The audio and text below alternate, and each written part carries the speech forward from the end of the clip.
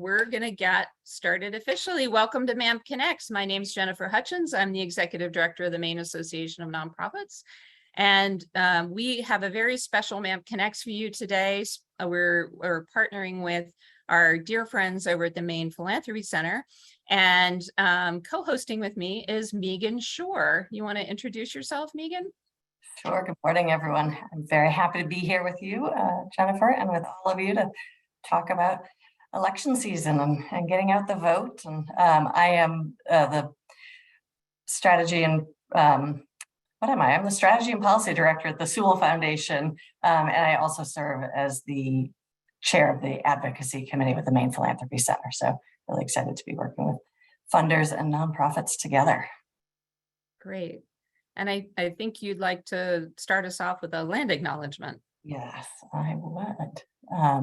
Yeah, I think as we start our time together, we really just want to acknowledge and honor all Indigenous people, the people who came here before us and nurtured this space as stewards of Mother Earth, the first people.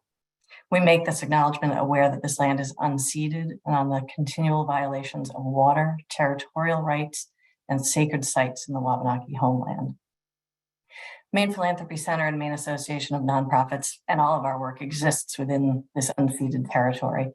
And it's our responsibility to acknowledge this historical context, to build reciprocal relationships with the tribal nations on whose lands we are situated, and repair the harm perpetuated upon these communities. A link is going to be put in the chat that you are welcome to look at that shares a little bit more history of Indigenous populations and where you're calling from. Thank you. Thank you very much, Megan. So I wanted to just provide a little bit of context. My most important message for all of you today is that charitable nonprofits cannot be partisan. At the same time, nonpartisan does not mean non-participation.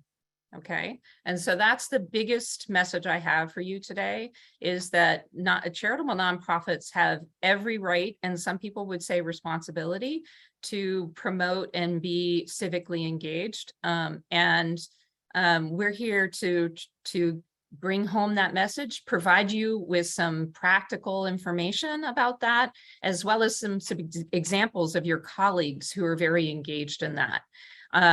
It turns out, we know that only 14% of our members engage in get out the vote activities, which is interesting. We find out that through our annual member survey. And yet we also know, according to the independent sector poll, that 71% of voters believe it is a good idea for nonprofits to offer voter support services, voter registration, and election day transportation. So there's a majority of voters who believe nonprofits have a role to play in these civic engagement activities, and yet it sounds like a very low percentage of our membership participates. So that's just to set a little bit of context. Megan, you want to offer a little bit of perspective from the Sewall Foundation and the Philanthropy Center? Yeah, absolutely. Yeah, those numbers are really astounding. That differential is huge, and I think it just makes me think of having worked in the nonprofit sector for so long, and now in philanthropy for the past decade or so, that just the concern, the outsourced concern about engaging in get out the vote activities and policy overall, and like just how much more there is that we can all do. And I think both Sewall and the Philanthropy Center really believe that policy and issue advocacy and fair elections and good democracy and civic participation is just essential to everything that we're doing. There's really nothing that we engage in that doesn't have a policy that's not impacted by public policy at some level or another. And so I think, yeah, the main message I think we really want to bring out is that there's so much that we can do, right? The limitations are tiny there, right? We, as funders, as nonprofits, we need to be nonpartisan. That's pretty absolute. And there's, I guess, a quick distinction I'll call out to carry through this conversation. There is some difference in rules in terms of what private foundations like the Sewall Foundation can do and what public foundations and charities, Maine Community Foundation, for example, can do. Private foundations can't engage directly in lobbying. We can't be engaged in testifying on specific pieces of legislation and so on. But again, it's very small what we can't do. There's huge opportunity, and in terms of get out the vote and electoral things that are nonpartisan, there's just so much we can do. And I think we're really looking at nonprofits, how we can support the many ways we can support nonprofits to engage in voter participation, candidate debate, sharing information about how to vote, against more of those voter support services, really, that you were mentioning, Jennifer, helping people get to the polls, know where to vote, and building. I think we think about trust in democracy and in government, and who is participating in the civic process all along the line, whether it's from engaging in town council or in Maine as part of the legislature up in Augusta, or voting and making sure. I think a role that we can play in philanthropy and supporting nonprofits is in participation, particularly of folks that have been marginalized, that have faced additional barriers to accessing civic processes and voting. And we can really do all of that. I think from a funder standpoint, the most straightforward way is to provide a lot of operating support to organizations that are doing this work, making really explicit that we do support that type of activity for nonprofits, so they're not concerned that their activities might cost them grant funding and other things. So I think the more we can speak to our support as philanthropies, as funders, the more we help to support the nonprofits to engage in that. And I think the nonprofits have played a big role in pushing funders to step into that role, and that's really important. For private foundations, the reason operating support, there's a number of reasons for operating support, but one of them is that we can't earmark funding specifically to lobbying or get out the vote activities. So there's more restriction around it. So doing operating support is really like the easiest way and very, very accessible. That's great. Thank you, Megan. That is such an important thing for nonprofits to hear, is that that there are funders out there that are willing to support get out the vote activities, and it's something to explore with your various funder partners. Mm-hmm. Yeah. If it's okay with you, I'm going to move to our first guest speaker. That's all right with you. We have the esteemed Secretary Bellows joining us. Wow, I have so much gratitude for you joining us. Do you mind if I call you Shenna? Oh, please do. Yes. Okay. Okay. Thank you. How are you this morning? I am excited that sweater weather is election season. Excited to be with the Maine Association of Nonprofits as a longtime member, formerly executive director of the ACLU of Maine and Holocaust and Human Rights Center of Maine. Yeah. I love the Maine Association of Nonprofits and so grateful for this community. Yeah, well, thank you. And first, also, you stole a couple of my talking points about yourself, which is great. But you are also the golden Secretary of State as Maine's 50th Secretary of State. I was kind of making a connection back to the Queen. I was going to make a joke about your golden jubilee, but I realized that was kind of silly. But anyway, but even more cool is you're the first female identifying secretary. Woo! Yes. Hey. So welcome. We're really excited that you're here. We're really honored that you took the time to meet with our community this morning. And I know that other responsibilities will mean that you need to leave right at 9:30. So without further ado, I'd love to give you just a few minutes really, I think what would be great, is to talk a little bit about the role of your office and your position with regards to elections in Maine, and what's important to you when it comes to the election season and civic engagement for people in Maine. Thank you so much. Maine's Secretary of State is a constitutional officer grounded in the Maine Constitution, elected by the legislature. And as Secretary of State, I am the state's chief election officer. Now, when I was a kid, I had a copy of the Bill of Rights on my bedroom wall. I love the Constitution and the Bill of Rights. I now, you can barely see it on the wall behind me. I have a copy of the Maine original Constitution, and it's such a thrill to get to walk into the office and look at that and realize that it is my responsibility to defend and uphold the Constitution and elections, which are foundational to our democracy and the foundation of everything else that we care about and that we advocate for. So what does the Secretary of State do? Well, elections are a partnership between the state and the municipalities. And so we do educate and train our municipal clerks to make sure that they have the tools that they need to conduct the elections at the municipal level. We also oversee some of the tools that everyone shares, a central voter registration system, which is the voter information for the entire state. We oversee ballot design and issue the state and federal ballots out to the municipalities. We also oversee the county races as well. And then some of the tools like absentee ballot drop boxes, election tabulators, we have centralized leases and then get those out to the towns.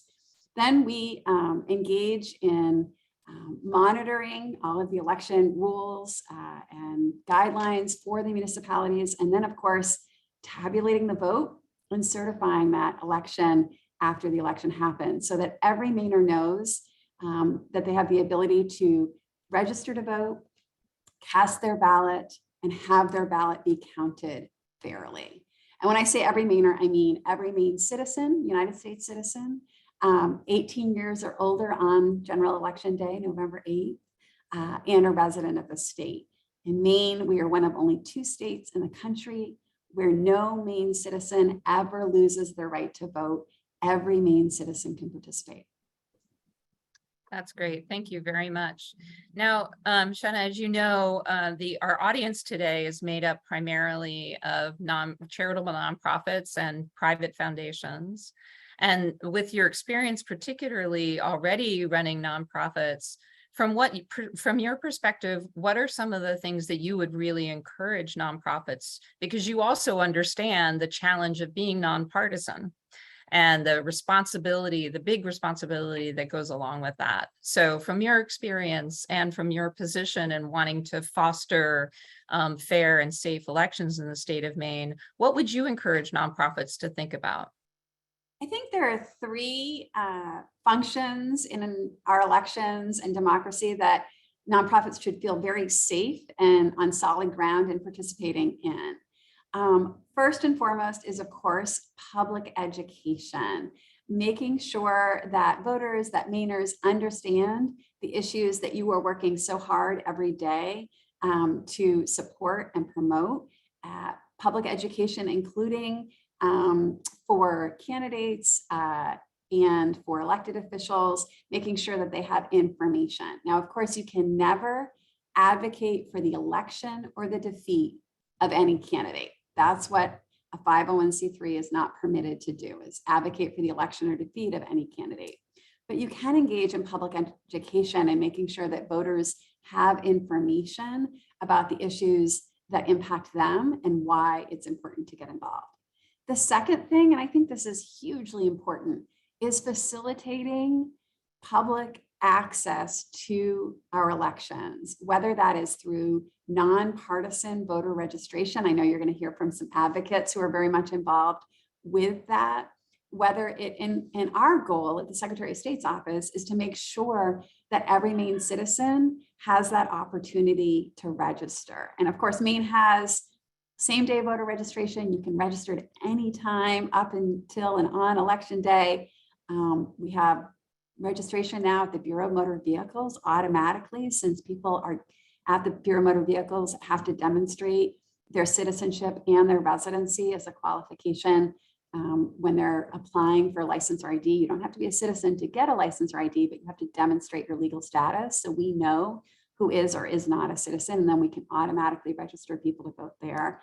But participating in voter registration, participating in accessibility to the polls, public transportation is something that you mentioned earlier, helping people get engaged, encouraging them to have a voice in our democracy. And so facilitating access, public education, and finally, I think helping identify opportunities for civic engagement. So it's one thing to register to vote and cast your ballot. It's another thing to get to know how democracy works and to recruit volunteers and recruit pathways for people to connect to our democracy. So those are recommendations. Yeah, that's great. And it's been brought up in chat, and you've mentioned it a couple of times. Maine is really being seen as leading the way in making sure that there are as few barriers to participation, I believe, as possible. So this is a little bit of an opportunity for you to make us all really proud. What's one or two of the things that Maine has done in the recent years that is a little bit on the demonstrating some of those really great leadership around civic participation? So first and foremost, our reputation as a national leader in voting rights dates back decades. Historically, we are in the top 3 of voter participation in the nation year after year. Sometimes, like in 2020, we're 3rd. Colorado and Minnesota, we're 2nd and 1st, respectively. We're coming for them this time. Yeah. We traded places with Minnesota between 1st and 2nd. And what are the reasons why we have such great voter participation? Well, here are a few. We have same-day voter registration.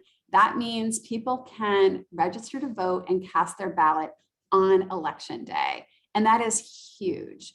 The second thing that we have is no excuse absentee voting. 30 days prior to the election, ballots are made available and people can go in person to vote absentee at their municipal town hall or city hall, or they can request an absentee ballot online. And just in the last couple of years, we created an online absentee ballot request system with absentee ballot tracking. So you can go online, request that absentee ballot, have it mailed to you, fill it out, and then track its progress back to the clerk and acceptance. So you can do that 30 days prior to the election. And that is a generous and important period of time that allows people to vote when it's convenient for them. And while people love voting on election day, and that's hugely important, this is also for working people, for people who may be engaged in caring for kids or for elders, to negotiate and vote on their schedule. So those are 2 big reforms. We're working on online voter registration that will be available by 2024. We just implemented automatic voter registration at the Bureau of Motor Vehicles. And we also in 2020 implemented accessible voting for people with print disabilities. So our overseas voters and people with disabilities can utilize that service with an accessible ballot online to vote from the convenience of their own home. So those are just a few of the innovations that made us 3rd in the nation in 2020. And there's still more that we can do and that we're working on to expand voter participation in the future. That's really exciting. And so thank you very much, Shenna. And, you know, nothing like a little bit of competition too, right? Like I suddenly was like, I've got to beat Minnesota. So I really appreciate your time this morning. That was super helpful information. You know, even the most engaged citizens sometimes can lose track of all the opportunities and forget about that no excuse 30-day absentee. And so it's such a good reminder for all of us. And we appreciate your service. Thank you so much. Thank you very much for being here. Pleasure. Okay. Fantastic. Okay. Bye. So It's maybe interesting. yeah, go ahead. Oh, I was just gonna say, I have one of my daughters is gonna be 18 in the next 6 months, and the amount of mail we're actually already getting about encouraging her to vote is fantastic. It's like really looking at who else could be joining the ranks of the voting. Yeah, yeah. So I am going to, I don't want to, without further ado, I'd like to have Terrence Miller join us on the screen. Hi, Terrence, how are you? You got, yeah, you're, unmute yourself. You're still muted. Oh, There you go. There you are. there you go. Hi. Good Nice morning. to Thank you for having me. yeah. We're really delighted, and you've been on, and you heard what Secretary Bellows had to say, and you're representing Preble Street, and in particular the Justice for Homeless Coalition. And so I'd love to have you talk to us about your perspective when it comes to getting out the vote as a charitable nonprofit and what you guys engage in. Great. Well, it's so exciting to hear the Maine Secretary of State really promote civic engagement around voting, which is really critical for this democracy.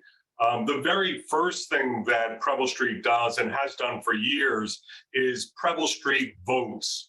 It's a campaign that we conduct among staff where they hold up signs or write in why they are engaged with local elections and what they're doing. Next Wednesday, we're having a block party with all staff, about 248 of us, and featured at that block party, which will take place at the Food Security Hub in South Portland, Preble Street's next generation of food emergency assistance program delivery. We'll have tables set up with a voter registration. We've already got the voter registration forms from the state for people to write why they're voting and why they're engaged in this. So that's one initiative. The initiative you mentioned is the Homeless Voices for Justice, which is a committee of people with lived experience, conduct a campaign every year for You Do Not Need a Home to Vote. It's a campaign where we go out into the streets and we register people who are unsheltered, receiving food assistance, to vote in elections and to become engaged. And in order to facilitate that engagement and that process, just like Jennifer, you mentioned, and the Secretary of State, we hold a candidates forum for city council runoffs in District 3 at a Housing First facility, Logan Place, on October 21st at noon. We're having the District 3 candidates come for a forum, and we'll repeat that forum on October 24th at noon in the parking lot at 55 Portland Street, where Preble Street is located, with City Council at large members, a Senate race that's contested here for District 36, I believe, and District 116 for a Maine House election. So we've sent out candidates questionnaires to all candidates, governor, Congress race, and the Maine legislature and the city council. We'll promote those so that people can read that on our website. Our questions, of course, center around shelter and food access and support for those issues. So Preble Street is engaged on multiple levels internally as a staff, thinking of the power of all the people on this call. Can you imagine what we provide with our staff members for an anti-poverty sort of agenda in the state of Maine? Is just incredible to think of that force that we have. And so, and that then is fortified by registering people who do not have homes to vote and participate in this process, which is critical to our democracy. Thank you, Terrence. Can you tell us a little bit about how Preble Street goes about assessing its responsibility around being a charitable nonprofit and being nonpartisan? What are some of the actual steps you take, and I assume maybe at this point you guys are a pretty well-oiled machine, but at some point I imagine you've engaged in conversations internally around the responsibility for a charitable nonprofit to be nonpartisan. And I just wondered if you could give us a little bit of a perspective on that. Yeah, absolutely. We are a 501c3 and comply with those federal regulations. But from our origin as an organization, in our mission statement, we articulate our responsibility for direct service to the homeless and food insecure individuals and people. But we also said we're going to advocate for solutions to these problems. And we have never backed away from meeting and articulating what are those solutions, and whether it's an administrative policy or a larger policy, our advocacy is always within the means of those federal guidelines, 501c3. We're very stringent on, especially during our civic engagement, of being nonpartisan, representing all positions. That's why we send out the questionnaire, and we'll publish those on our website accordingly. But we take that responsibility of being nonpartisan really critical. But we also feel, and you articulated this, Jennifer, so well at the beginning, a responsibility to inform not only our staff here at Preble Street, but also the people we are serving, and we want to empower them to give them voice. That's what Homeless Voices for Justice is all about. We have just started a food justice coalition in the same sort of ambient to give those voices of food insecure individuals representation in policy and administrative policies. Do you have you had any in your career doing this work? Have you had any, this is a bit of a pop question, so I'll let everybody know in advance. He didn't get to prep for this one, but I am excited to have you on because I know that you have so much experience in this area. But one of the things that I've just been thinking about is, because I do think nonprofits, charitable nonprofits maybe are a little bit hesitant to venture out into this territory. Have you seen effective partnerships where, where Preble Street could, maybe not with Preble Street, maybe you have other examples of successful partnerships where maybe another nonprofit, or even as Megan, representing private foundations that are more limited than a typical charitable nonprofit, can be supportive or get engaged with just to, first baby steps, if there is a hesitancy on a board or something like that. Yeah, the work we do is never singular. It is always done in a coalition. We're members of a food insecurity coalition, meets twice a month, Full Plates, Full Potential, Good Shepherd Food Bank, Preble Street. We come together and strategize on what's the best way to move policy forward. In the immigrant community, we're members of the MANP Policy Committee, Maine Immigration Committee. And so participate in immigration asylee rights because they've been impacted. As you know, a number of the asylees, it's in the news yesterday with Martha's Vineyard and Florida's governor sending asylees up to Martha's Vineyard. We also are still receiving asylees here in the city of Portland. And there's a whole housing, shelter, and food issue around that. So we participate with that community on immigration issues. Maine Council of Churches, we're a member of that because we have a faith action network of about 500 members who identify affinity for the work Preble Street does because of their faith commitment. So we work in coalitions. We supply the sort of direct information in those coalitions about shelter, housing, food insecurity, anti-trafficking, veterans housing, rapid rehousing, teen and youth runaway services. So we're doing those all direct services. And the responsibility of the advocacy unit and my role is to feed that into these policy groups to effectively make change, structural change, because that's what our society and world needs at this moment. Well, Terrence, you just passed the pop quiz.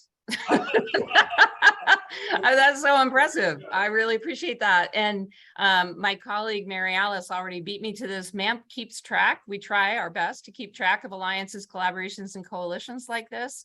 And so she's put a link in chat about that. And I just didn't, this is just a really important point, folks. If you, for your organization, are trying to figure out where your comfort level is and where your role could be, Terrence's point about all these coalitions out there, and he named 3 very different, seemingly different missions: the Immigrant Rights Coalition, the Food Justice Coalition, and then the Council of Churches, seemingly disparate, and yet look how cohesive and collaborative you are in getting through certain, getting across education and also some policy solutions, which I love that. Let's focus on solving the problems together, folks.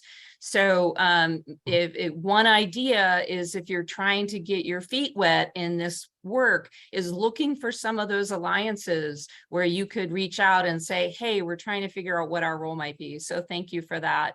Thank you for your time, Terrence. Do you have something? One thing I want to mention is that Michael in chat did ask that when I have Allyson come on, maybe you wouldn't mind putting the dates in the chat for some of those opportunities that you mentioned. That'd be really useful.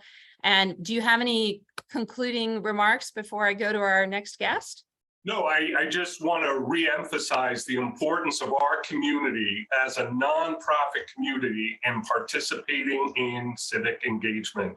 We have seen nationally, locally, municipalities, all our voting rights are being challenged. And we need to, as a community, reinforce the importance of our work so that we are able, and I would be remiss not to thank the Sewall Foundation for supporting our food security hub. That affiliation is tremendous, but we also need the policies to change. We need that government intervention to solve long-term problems of food and housing that are crisis in the communities in the state of Maine. So thank you, Jennifer, and appreciate shout out to Kelly for the invitation, McCormick for inviting me, and Preble Street is committed to civic engagement, both of our staff and the people we serve. Thank you so much, awesome. Terrence. Yeah. So I think Megan, you guys, that's an initiative you guys have been funding? It's one of the things we've supported, yeah. And I really wanted to just kind of underscore who's serving in decision-making roles. And again, another kind of on-ramp for nonprofits and funders alike is to support civic engagement and the training and learning Shenna spoke to it, but how to engage civically, building up folks that ultimately want to run for elected office or serve in different levels of government, and how essential that is, particularly for folks that have been underrepresented and face a lot of barriers to that service. There's so much opportunity. Yeah, so true. And I'm going to end by just stepping aside and showing the artwork behind me. Don't hide us, include us. And that's what this conversation is all about. Thank you. Thank you, Terrence. I was wondering what that said. I appreciate you saying that. Good morning, Allyson. How are you? Good morning. I'm doing really well. Yeah, good. I'm really excited to have you here. Allyson works with Democracy Now!, and she in particular runs a youth program and Maine students vote. And so we wanted to come and have you talk a little bit about your work and what your priorities are this election season. Yeah, thank you. Thanks for that introduction. And Maine Students Vote sits inside of a wider coalition under Democracy Maine. And so that coalition is made up of Maine Citizens for Clean Elections, League of Women Voters of Maine, and then Maine Students Vote. And Maine Students Vote really tackles this issue of building young civic leaders. How do we have more young people involved in civic leadership and growing their engagement skills? We do that in a couple of ways, and we hire young people at both the high school and college level to kind of be the experts at their school on what is their school up to, what is their school teaching around civic engagement, around election engagement, and what can they do? Because we know a lot of young people respond much better to peer-to-peer relationship and peer-to-peer organizing, and what their peers say is going to ring truer and longer for them than what anybody else in their life really says and gets up to. So we are a nonpartisan nonprofit. We never endorse candidates, and if we ever talk about issues, it's because these issues have been brought forth by the young people we're working with, and we do a lot of work to build infrastructure and build kind of a ladder for young people to build their organizing skills, to learn about what advocacy is, to interact with our state house, and to do get out the vote work with their peers. That's really great. What are some of the unique barriers that voting age students experience that you guys work actively to try to overcome? Yeah, this is a great question, because we know from kind of federal research that only 1 in 6 young people learn about voting. And this number gets much, much smaller if you're a rural young person. Wait, what did you just say? 1 in 6. 1 in 6 young people learn about voting. Just learn about it. Just learn about it. This means that it's not coming up in their education? Yep, or if it came up in their education, it came up in 9th grade, and now they're seniors and they have no idea and they don't remember. And so this statistic includes research that was done by Circle, which is a university out of or a research group out of Tufts. And so it's 1 in 6 young people learn about voting.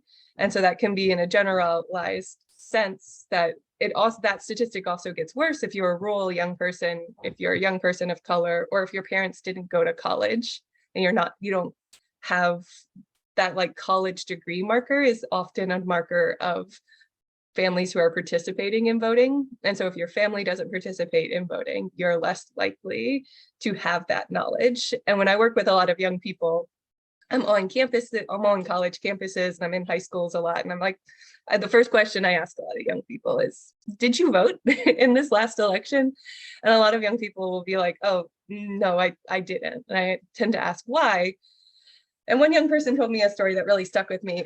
She went to the polls to vote, and she got in there, and she said, it felt like a test I had never studied for, so I left.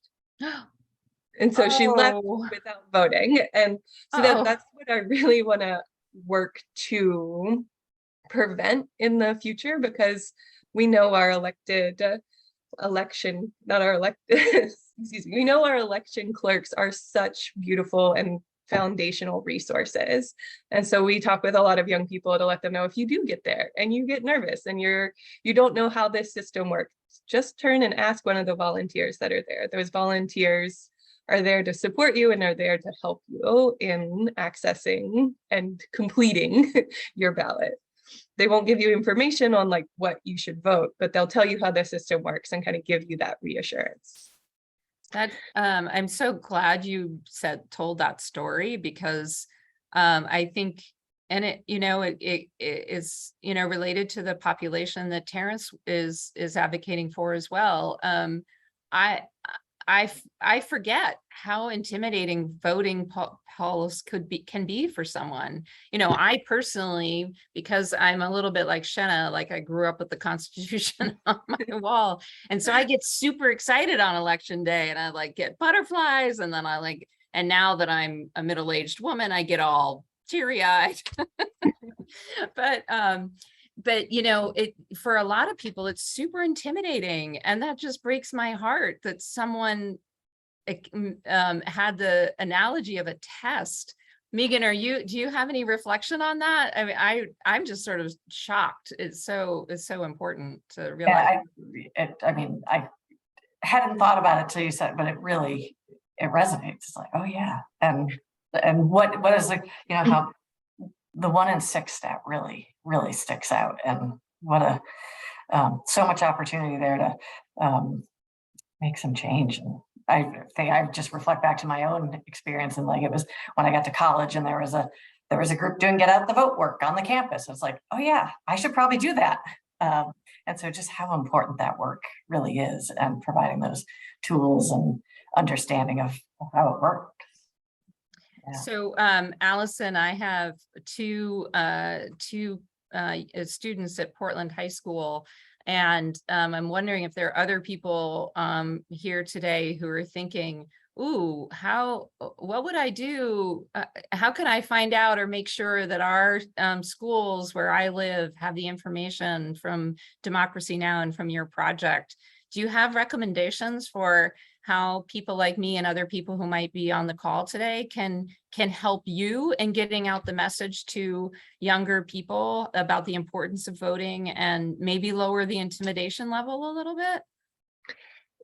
Yeah, we're doing a couple things. So we run an internship program for high school students where we hire high school students to work with us for 5 hours a week to build their skills in this area. And then they then turn around and kind of work with their schools in running a voter registration drive, or kind of having a kind of community conversation about like what is civic engagement. We also have coming up a youth voting summit. This is the first year we've been able to do this in person. So we're really excited about it. It's going to be at Kennebec Valley Community College, and it's a day-long event of workshops in the morning, workshops in the afternoon, all around like, how does a bill become a law here in Maine? Like, what are the Maine specific details?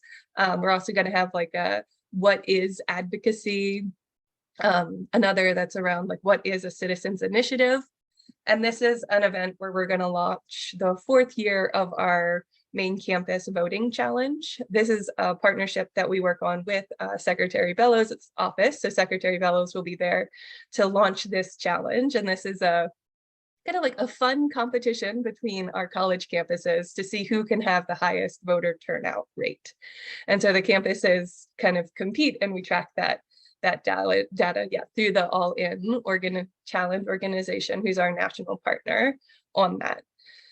So those are a couple of ways. And then I would say you as a community member, it's really important when you're talking to young people to just kind of share why you vote. Even if it's I vote to make sure like my voice is heard, or I vote to make sure that the issues that I'm interested in are uplifted, and just have that conversation with young people. Because there's a lot of things that young people are told they're not old enough for yet. Like they'll get there soon, especially when they're in high school.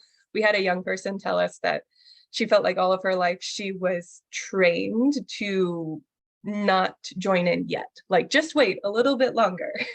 And when you give young people the platform to really take those steps and be the leaders in their communities, high school students are so ready to do this work. They're incredibly ready to be holding conversations around voting and holding conversations around get out the vote work. And luckily, Maine lowered our age to be able to be an election worker. You can now be an election worker at 16. This is something that was done kind of before the pandemic, and it's really bringing young people closer to elections. Some of our city and area election clerks are even going into government classes and doing a training on how to be an election clerk. And then those young people come on election day and volunteer alongside of their other volunteers. And it becomes a really fun like mentorship. Some of these clerks are pairing kind of like a retired person that's been an election worker for years with a high school student. And so they get this mentorship opportunity. And so we're working to support kind of programs like that that are happening at the local level, as well as making sure that as much information as possible is getting out to support high school students, because we know high schools have so many pressures on them right now to teach everything and to cover everything. And if this is an area that we can support, we're really passionate about doing this nonpartisan election engagement and election education work. And that link that Jessica just dropped is the correct link for young people to apply to the internships. Great. That's so great. This has been thank you so much for your time, Allyson. I hate to cut this short because I'm just so inspired by how much charitable nonprofits. We just had 2 guests, folks, just Terrence and Allyson, and I'm so inspired by all the work that their nonprofits are doing to encourage civic participation. And it just goes to show, there's so many programs out there. I'm going to be going home this afternoon and telling my teenagers about these opportunities. It's just so exciting. So I'm really, really grateful for everyone being here today. Megan, before we end, do you have any closing comments you want to share? I think I would really just reflect your gratitude and the enthusiasm for all that groups are doing, and so much happening around the whole state, and I want to see that statistic change, right? The 14% to the 70% differential. I want to see that that's. Yeah. Let's work on that. Let's Right. work on moving that needle. challenge.